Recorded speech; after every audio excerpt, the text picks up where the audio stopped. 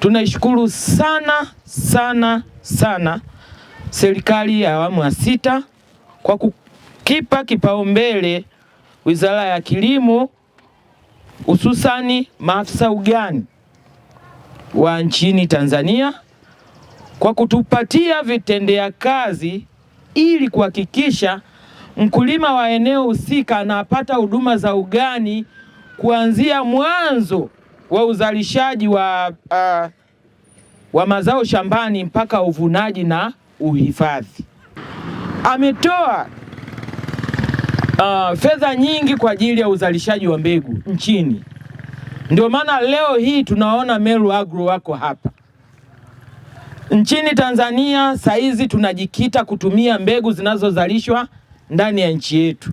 Ndio maana sekta ya uzalishaji wa mbegu nchini, Rais ameipa fedha nyingi sana kuhakikisha mbegu ambazo tunazilima nchini zinatoka nchini Tanzania. Tutakuwa na uhakika wa kipato, lakini mavuno, mwisho wa siku uhakika wa chakula ndani ya kaya zetu.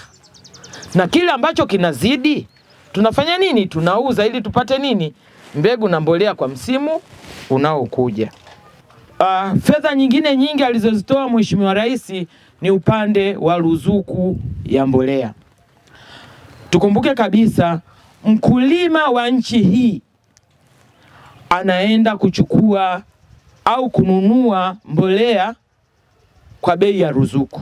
Kwa majina naitwa Damiano Chose, ni afisa masoko kutoka kampuni ya Meru Agro. Sherehe za siku ya mkulima kwa kumwonyesha mkulima mbegu zetu jinsi zilivyokuwa bora, namna ya uzaaji, kama mnavyoweza kuona uzaaji wa mapacha mbegu mbili. Lakini pia vile tumepata wadau mbalimbali, tumepata wakulima ambao kwa kweli wametupa maoni mengi, lakini pia wamefurahi kwa kuwasogezea huduma ya mbegu zetu. Kama mnavyoona shamba letu hili, mbegu iliyopandwa inaitwa Meru HB 513 chapa ya ngamia. Ni mbegu ambayo kwa kweli ni bora, na kama mnavyoiona inazaa mahindi mawili. Lakini pia mbegu hii katika ekari ina uzao wa gunia 30 mpaka 40 kwa ekari moja. Kwa hiyo kwa kweli ni mbegu bora sana, na kiufupi tunasema ni mwokozi wa mkulima. Na leo hapa tumejifunza vitu vingi sana, na tumemhakikishia mkulima kwamba kilimo kinawezekana. Kilimo kinaweza kumtoa mkulima kutoka sehemu moja kwenda sehemu nyingine. Jina langu naitwa Rita John Mona, ni mkazi wa Monduli, kijiji cha Ngarash. Ni mkulima katika kijiji hiki. Kwa sasa ninaona mafanikio kulingana na kilimo cha nyuma ambacho nilikuwa ninakilima.